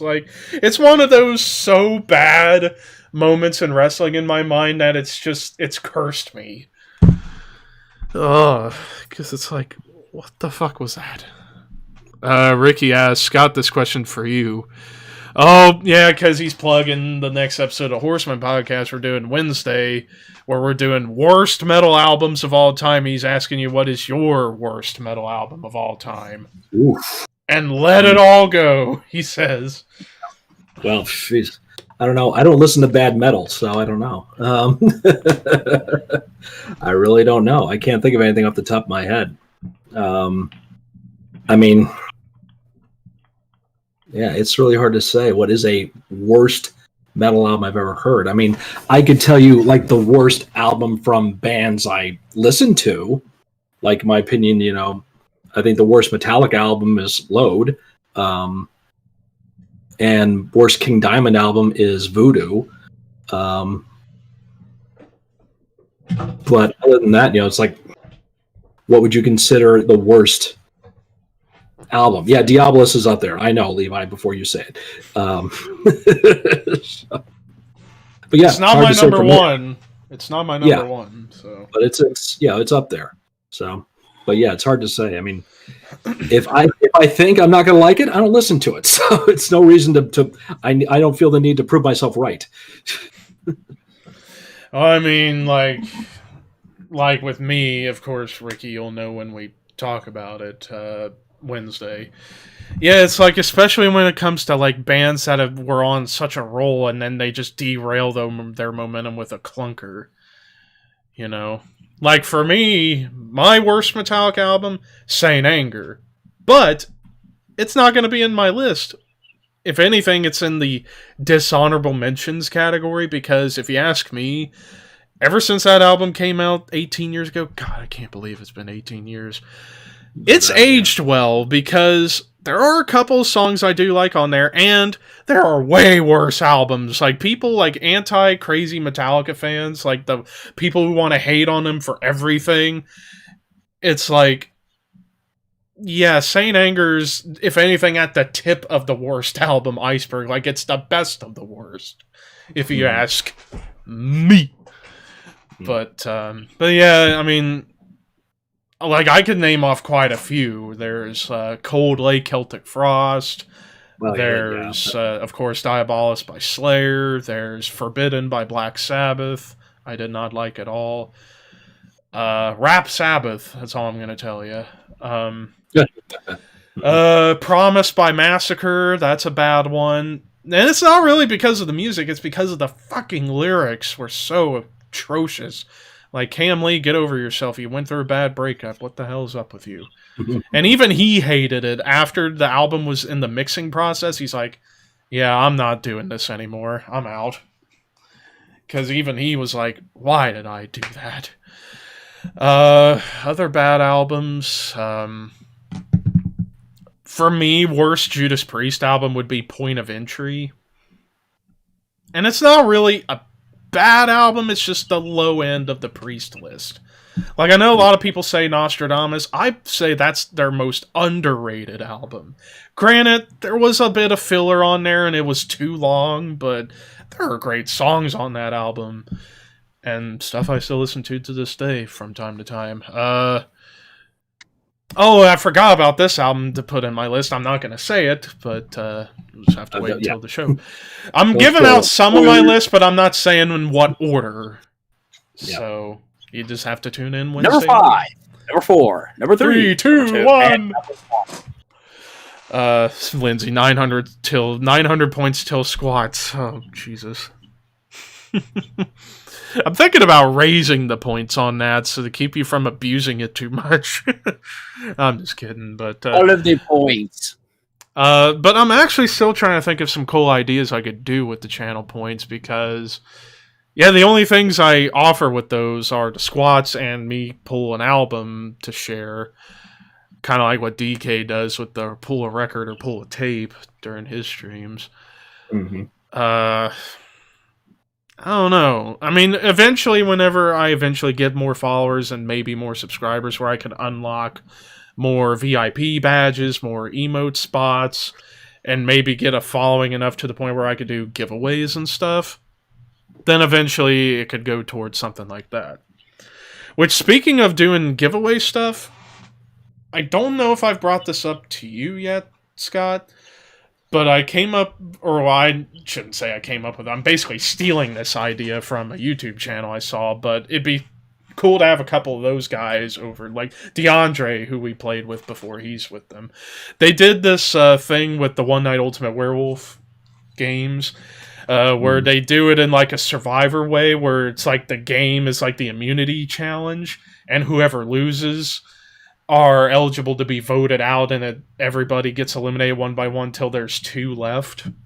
And the winner actually got $1,000, and DeAndre won $1,000 for real that they saved up from Patreon for this whole thing. And they're going to do another season of it eventually. So I decided I want to do that too, but on tabletop. And for another prize, I'm still trying to figure out what to do. And I want to get you on board, Lindsay's on board, might get some of my racing buddies, Seth, on board, and maybe get a couple of the Bounce and Mountain guys to come on. It'd be really cool because because I like what they did. A unique twist on these games by doing it elimination style. It started with 9 people when they did it, ended with 2, and DeAndre won. Because he's good at the game, and even he gets me at times. He even got you a couple times, Scott, when we played that one week. Whoppers, I told you. If only there was a way for me to do that. Because she wants a reward to be Whoppers for the One Night Ultimate Werewolf thing.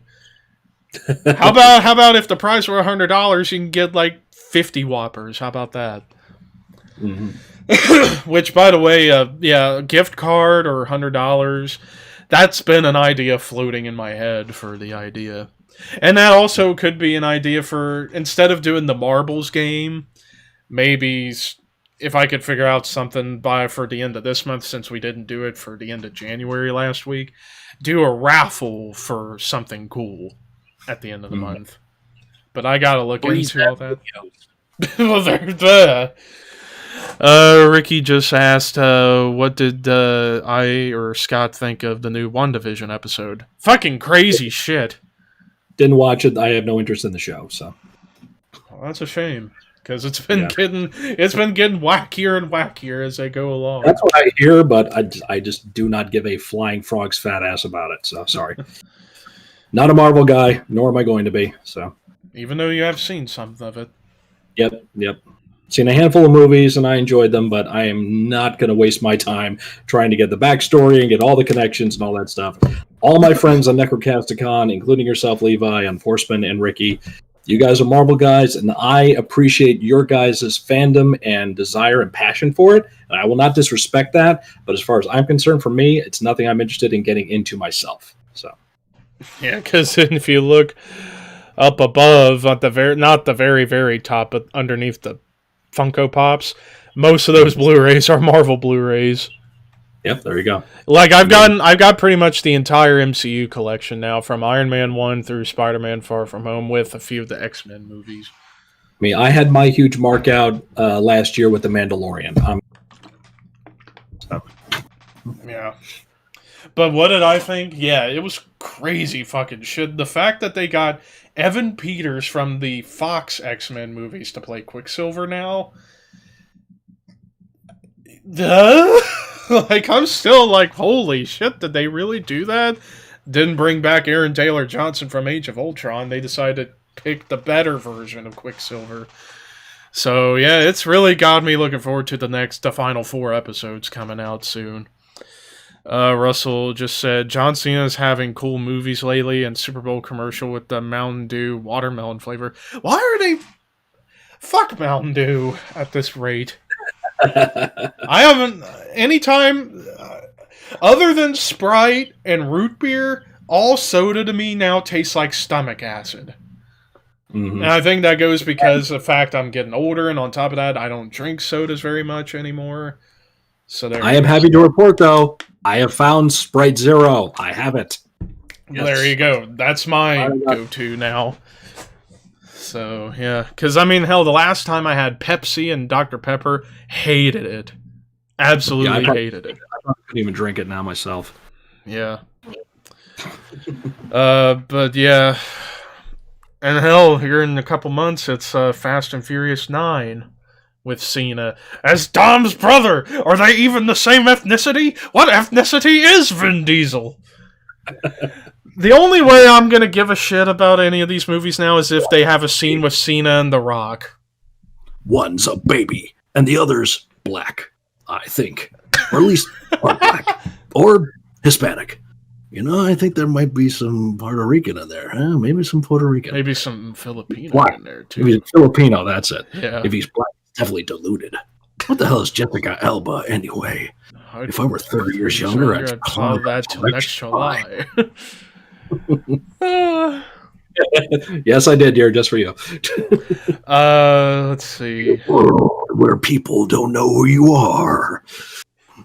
Ricky just said that they're acknowledging the X-Men universe unless he's Mephisto. Yeah, that was exactly my thinking. Like, I'm thinking it's either a multiverse trope and that they're blending the old Fox X-Men movies into the Marvel movies now, or he's Mephisto disguising himself as Quicksilver, and now he's going to be the villain of Doctor Strange too, because for those who don't know, WandaVision's connecting to the next Doctor Strange movie, which I can't wait for next year.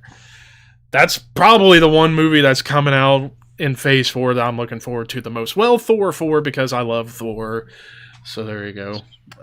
Meanwhile, I'm just excited the fact that all the Muppet Show seasons are coming to Disney Plus finally in a couple weeks. I am so happy about this. You have no idea. I've been waiting for this. I get to see the freaking Star Wars episode of the Muppets. Luke Skywalker, C-3PO, and R2-D2. Very happy about this. Very happy. Yeah. Xandar asked, favorite Marvel movie that's not in the MCU, like before 2008. I liked Spider-Man 2, Tobey Maguire, and X-Men United, X2. I'd say that'd be it, personally, because, like, yeah, the first X-Men movie was good. Then the third one, no, same with Origins. But then again, that was 2009, so this was right when MCU was going. And then Spider-Man 3, totally overstuffed. Yeah, I didn't get that one. Yeah. Russell says Cena's still saying his career's not done. I see him staying doing this couple times a year shtick until he's like 50. I'll be honest. I could see him going on this 1-2 match a year thing for another 5-6 years. Because he ain't that old. He's only 43. Same age as AJ, so. But yeah. Let's see. The new Ric Flair. Well, is it just me, or does John Cena starting to look more like Jim Varney now? Yeah, hey, Vern. Yeah, because anytime I see him now, especially with the hair and how he's starting to age, yeah, he's looking closer to fucking Jim Varney. Yeah. New Slinky Dog, Toy Story 5. if he could do the voice. No, but Blake Clark's doing good enough. Yeah, I can't believe they're thinking of doing a Toy Story 5. I feel like they should have just... I mean, I haven't seen the fourth one yet. I do plan to watch it, and I heard it's really good, but... I refuse to acknowledge the fourth one. It never happened. Yeah, I was gonna say, to me, even if the movies are good, they probably should have stopped after 3. Because that was such a good ending. Andy goes to college, and now they're with another kid. It's like, what more could you have done other than like short spin-off like episodes, like once a year for like a holiday or something? But yeah, Ernest, exactly. There you go. But and Lindsay said, "Oh my God, Dad, please, was it Pablo Franco who does Pablo Francisco? Yeah, Pablo he used to do the movie guy voice. Are you ready? One man, one desire. Jean-Claude Van Damme is back in the same crap you've seen over and over and over again. Yes, Don LaFontaine is the guy he's impersonating. That's the guy who did the One's a Baby and the other's black thing on Family Guy. That guy. So, and then the other time they have The Rock show up on Family Guy, he's literally there with action figures of Peter Lewis. Fucking good.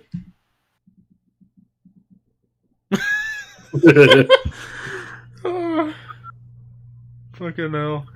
Now that brings up a question. Favorite celebrity cameo in Family Guy history? And there have been a lot.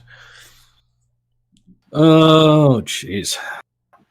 I don't know. I kind of liked when Robert Downey Jr. did the voice of Patrick in that first episode. You see him, Lois's psycho-killing brother. Yeah. That was a good one. Or anything with James Woods. I think that's the default answer. Anything with James Woods. But no, my favorite is, well, one of my favorites, the one that's popping in my head, is the entire Star Trek The Next Generation cast. Love that. Absolutely love that.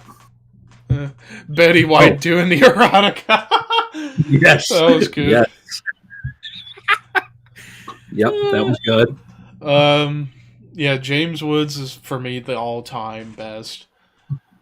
I know they had Ryan Reynolds on an episode in recent years, but I hadn't seen it. Yep, they did. They had, of course, when Carrie Fisher was doing the voice of Angela for all those years. Mm-hmm. Drew Barrymore doing Jillian. Yes. Yep. Oh, that was good. Adam West as the mayor. Of course, that's up there with James Woods. Yep. That's up there, definitely. So, it's a shouting match you want, eh? Well, game on, Quahog. I'm beating you! Nobody messes with Adam Wee. He took the Twitter name Adam West. So now I have to use Mayor West. Now I have to use Mayor _West. That goat cheese cracker. But you hated him too, Dr. Hartman. Or, anybody want to play Stratego? I have Stratego. Or a brick. Oh my god! I'm a tomato!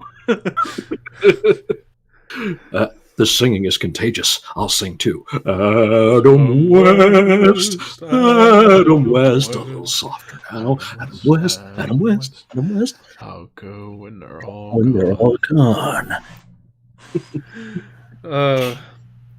Michael Jackson with the shotgun to his smooth criminals, Ricky said. Oh my god. Oh, yeah. Xandar asks, Family Guy or King of the Hill? Well, King of the Hill was great, but King of the Hill for me, because I know it more. Even though King of the Hill, my favorite moment in the history of King of the Hill is fucking Hank smoking pot the first time, and then he just goes crazy. Ah! Oh my god, my eyes are turning bloodshot. I'm going on a trip. I feel like I've been doped out of my gourd. I'm too high to try. The hill where Undertaker learned how to low blow everybody. That's my purse. I don't know you. Oh, I get your joke. Ask Brock Lesnar how. Kick him way hard in the testicles. Hey man, what's going on now, man? I don't get that, man. Hold on, man. What's going on, man? Boomhauer.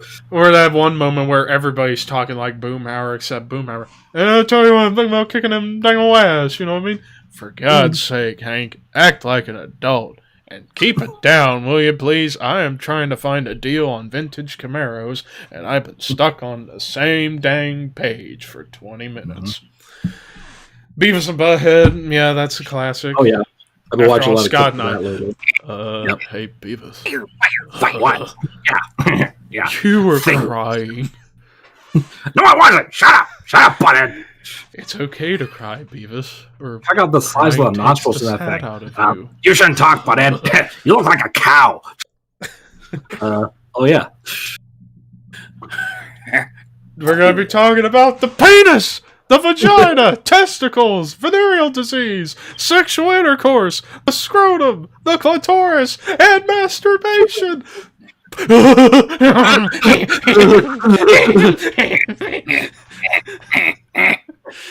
What in the world? A score!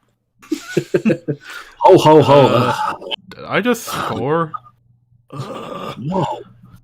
Was that a bear? Come on, buddy, get it. Change the channel. This sucks more than anything that has ever sucked before.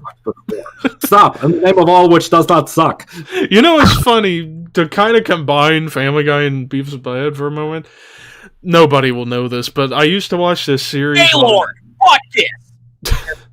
I used to watch this YouTube series of NASCAR game YouTuber did for that NR 2003 game I do the Marvel Studios Cup game on. Series on. Oh, why did I say game? He do these like robot chicken skits within the game, and he in that one Family Guy scene where Peter's driving, he's got the comic book. Hey, look at all those hamburgers. You can't eat all those, you stupid fellow. Oh, jeez.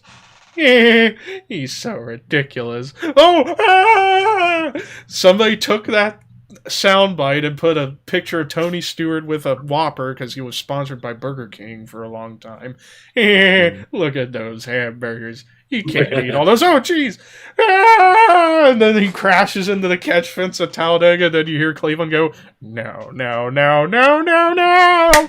And then he gets T-boned and then he stops short of the finish line. And then this sucks more than anything that has ever sucked before. So he combined Family Guy and Beavis and Butthead with a NASCAR game skit. I thought that was perfect. Family or Futurama or American Dad? American Dad for me. American Dad. I never got into Futurama. I like Futurama, but yeah, American Dad for me. Yeah, I definitely got into that show more. Does this furniture polish have alcohol in it? God bless it. This is me sober. Roger, put that down. Oh, remember that? Oh, my favorite. My wife and I love the fucking hot tub episode. Oh my god! My favorite episode. I can't remember the full. I remember the quote of Steve coming home drunk. What's up, all you honky fucking faggots? Oh, when you're drunk, you don't have time to finish sentences. All you care about is ood and ussy. That's funny. Russell's South Park. South Park I used to watch a lot, and I have not watched the new season in like maybe 7-8 years. Yeah, me too. Yeah. But of course, the all-time my favorite episode is the very first one with the anal probe. That was just classic. Ah, my ass! Does anybody in the panel watch McFarlane's show The Orville? I've heard about it, but I've not seen it. Love The Orville. My God, I love that show. The greatest Star Trek series in years. Yep. There's supposed to be another season coming out exclusively on Hulu. It was supposed to come out last year. Of course, it didn't. But I haven't heard anything since. It went from Fox. It was going to Hulu, which means they could swear and do everything they wanted on Hulu now. So I'm like, come on, bring it on, man. Want to see this. Somebody's got to pay. Oh, no, he's got something. Somebody's got a DVD. Somebody has something to show you. For you, Russell, the Ted movies. Yes. There you go. I love the Ted movies. Have you ever heard of a Boston chick have an orgasm? Oh yeah. Had it. Oh my God, that was so good. I just love how they just make fun of Boston people. It's so great. Yes. Even fucking Marky Mark, who is from Boston, makes fun of them because he's like, why I do not sound like Peter Griffin. Yes. And what's funny, the YouTuber Azers, who does voice impressions, he did Ted voices on Call of Duty and made people freak the fuck out. And he's like pretended to take bong hits. I am way too fucking high for this. Or don't call me Peter Griffin again, Macaulay Culkin. Fuck off. Hey, Tammy Lynn, a little 10-year-old kid wants to fuck you. Johnny, where's the scissors? I need to cut my ears off. Mila Kunis looking hot. When does she not look hot? Come on. Yeah, hell yeah, man. God damn. Even as far back as that 70s show, it still feels a little weird thinking about it. Like, she was 15 when she started that 70s show, and she lied about her age to get on. It's like, a bit of a rebel back then, eh? Me likey. Mm-hmm. What was that? FBI, open up! Oh. And you know what's funny? The same YouTuber I'm talking about, Azers, he collaborated with a couple of Dutch YouTubers called Woody Wonder, who have a TED bear, and they would do green screen over the mouth to make it look like he's talking, and they'd make him move while Azers does the voice, and they do these skits like why he's not at work. Ted, you're late. Again, yeah, I'm sorry, boss, but these two kids, they keep beating me up every morning. Well, I saw something on the security cam I couldn't believe. Shit. And it shows Ted beating himself up in the parking lot. You're fired, you fucking piece of shit. Johnny! Oh! I wish I would have asked for Teddy Ruxpin. Say that one more time. Teddy Rux fucking pen! And Russell says even Donna from that 70s show. Yeah, Laura Prepon, yeah, and she still looks all right. Yep, she still looks good, yeah. Yeah. Mm-hmm. Even though I prefer her with the red hair, personally. Yes. Always prefer redheads. Love them redheads, man.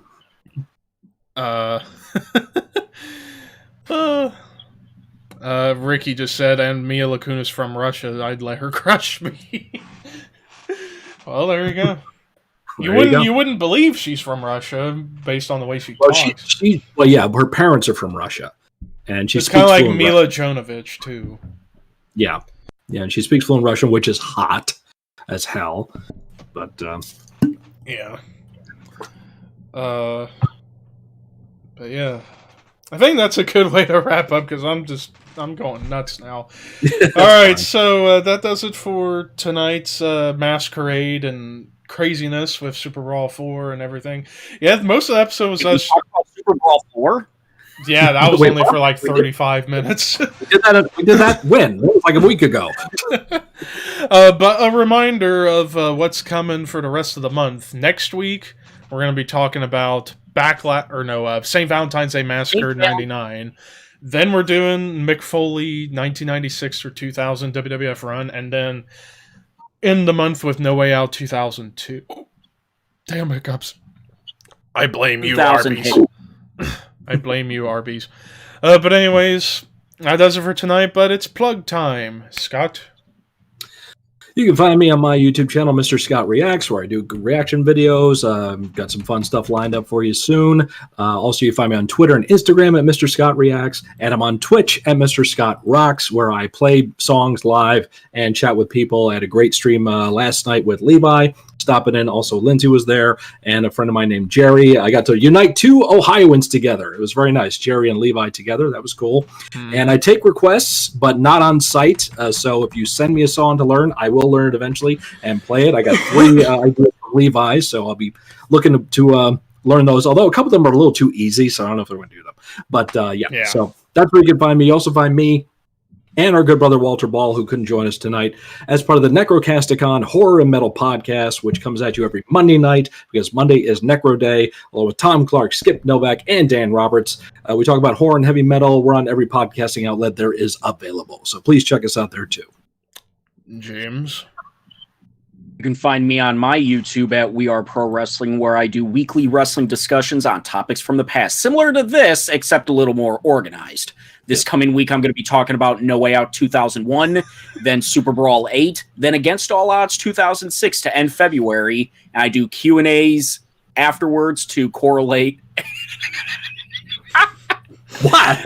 I'm putting you over. Keep going. I do Q&As to correlate with my From the Vault episodes, so you can ask questions on whatever topic it is. And then you can find me on my Twitter at WAPW_wrestling. And finally, you the can... The level of organization between his channel and this show is astronomical. This show, not his. Wow. So, yeah. And then you can subscribe to my YouTube, ThrashManiac99, where things are starting to pick up for other content, album reviews, and now King Fad Mask taking over my channel for the NASCAR shit. You can follow me on Twitter at ThrashManiac99, and you can follow and subscribe to my Twitch, which some of you have been watching on, twitch.tv/ThrashManiac9. And speaking of Twitch, we're going to raid somebody. We're going to raid my pal, mine and Scott's pal now, Daniel DK. So we're going to give him some love, but until next week when we go for good old Valentine's Day Massacre madness, we will see you next Saturday night. Horns high.